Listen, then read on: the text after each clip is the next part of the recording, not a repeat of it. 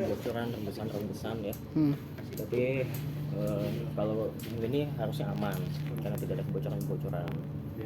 Nah, tapi kalau misalkan ada kebocoran entah itu oli atau berupa air yang ada di dalam sini, nah itu kita harus aware, kita harus waspada apakah itu kebocoran berupa oli atau ya pastikan dulu mas ya, karena engine ini tidak mengeluarkan cairan itu sama kanan kiri ya.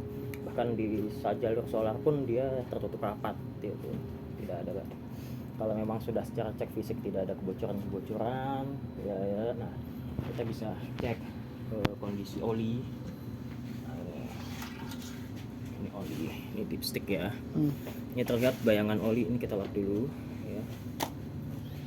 Kita masukin lagi ya, kalau misalnya kita kurang yakin gitu, masuk, kita cabut. Nah, ini oli ada garis batas maksimum, batas minimum ya. Kondisi oli harus seperti ini. Padahal ini karena masih baru ya, jadi olinya belum terlalu coklat, belum terlalu hitam. Kayak oli motor lah sama. Kalau misalkan olinya berwarna susu ya, atau berwarna coklat kayak Milo, nah itu berarti ada kebocoran dia tercampur dengan air. Itu juga harus waspada. Ini oli, oke, oli sudah ada. Kemudian coolant, ngecek coolant itu sebenarnya kita harus naik ke atas. Ya pakai tangga ya. Pakai tangga. Dibuka atau kayak tutup radiator mobil standar itu dibuka. Dilihat aja airnya, itu harus coolantnya itu kondisi harus penuh.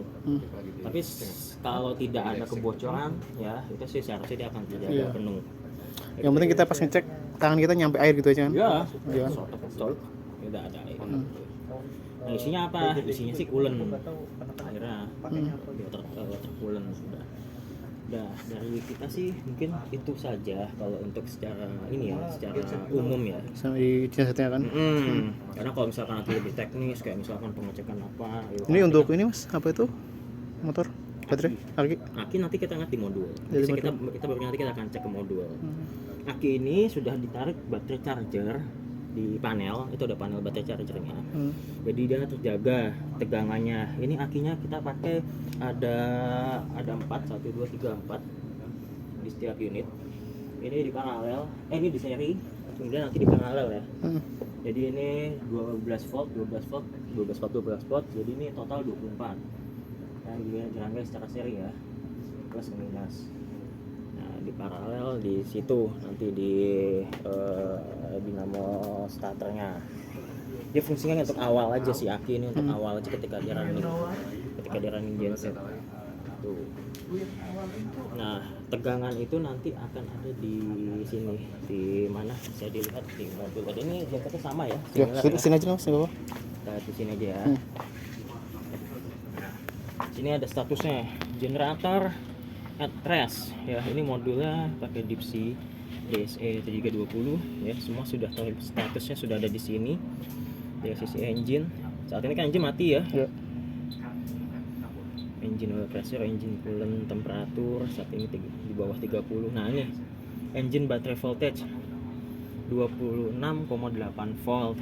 Kalau tadi kan secara hitung-hitungan kan akinya ini kan harusnya 24 volt. Nah, karena ini dicas ya, berarti tegangannya tuh di 2,7 nah itu masih bagus.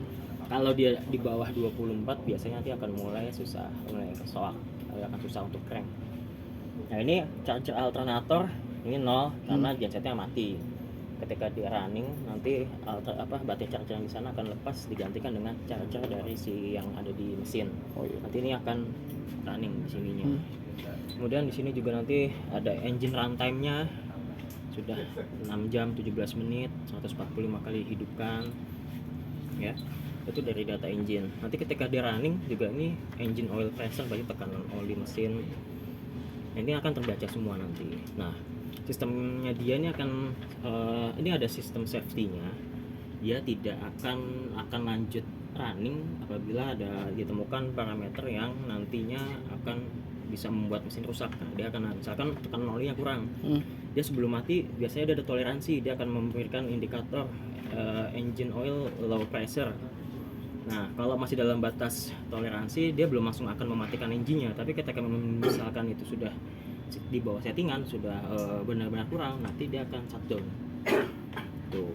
Kemudian sama yang aware kalau dari sisi engine itu cukup biasanya di temperatur di tekanan oli, kemudian di temperaturnya si radiator.